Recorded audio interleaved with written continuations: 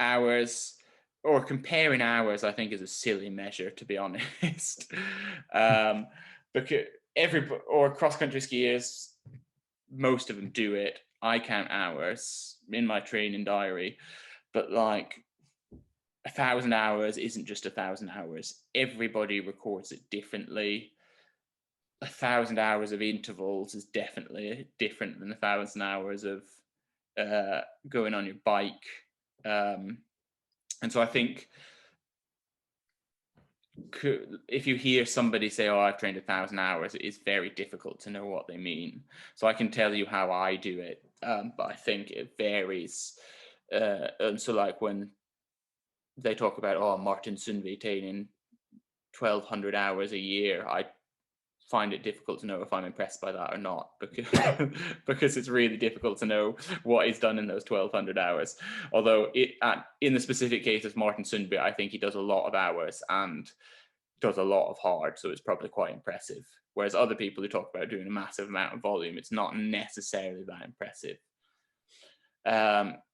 So what I do is on my long, easy sessions, biking, running, and roller skiing, then I use my moving time off Strava, and I record time from that, and then I record time in zones just off my watch.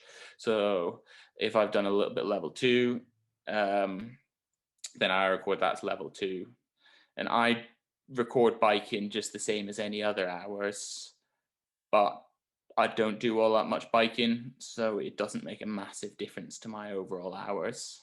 Last year, because I damaged my pec and was having to do a lot of alternative training, then I did a wee bit of biking. But in general, I do not so much of that.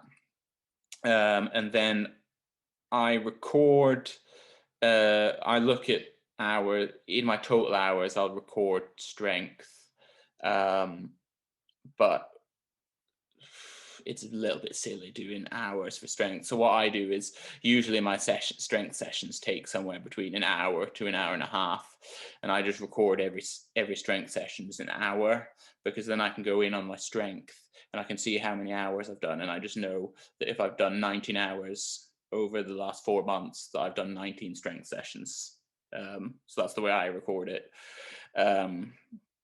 But it is very arbitrary, because if I was doing a one strength session as an absolute knackered, then I tend to faff around a little bit, and then it takes ages because I have really long breaks between sessions. So any other way of recording it is a little bit strange. But the training diary system, I can look at the number of hours excluding strength as well. So I quite often look at that if I'm interested in the hours. And then I don't record stretching or easy walking or things like that in the training I do. When I do interval sessions, I don't record the moving time. For the long distance sessions, I said I record just the moving time I get off my watch or off Strava. For the interval sessions, I don't do that because I have high heart rate even in the rests. So I tend to just kind of guess a wee bit. So like if I start session and the whole thing with warm up and cool down takes an hour and 45, then usually I'll kind of just guess a wee bit how much time I spent faffing around, taking off clothes, putting on. Usually take the time I've been out and like just do a little bit like that, and subtract 5 or 10 minutes, something like that.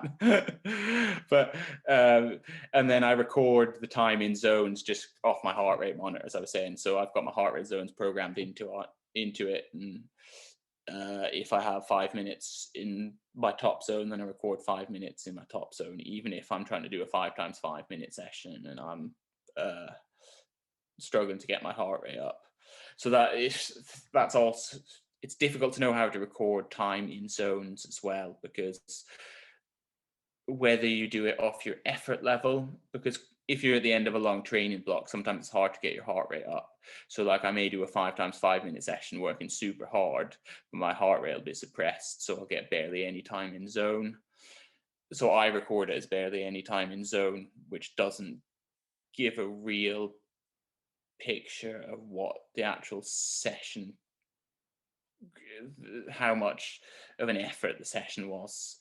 But at the same time, sometimes if you don't do any training for ages, then I get like a super high heart rate without doing anything. So it'll be completely the opposite. I'll be not working hard at all. My heart rate will be like way up into zone 3. So, so yeah, that's the way I do it. That was also a long-winded explanation, and I hope it vaguely answered the questions. But my main summary is that if you want to look at hours, then it's best just to compare yourself to yourself year on year if you do similar things, because comparing between people is very difficult to do.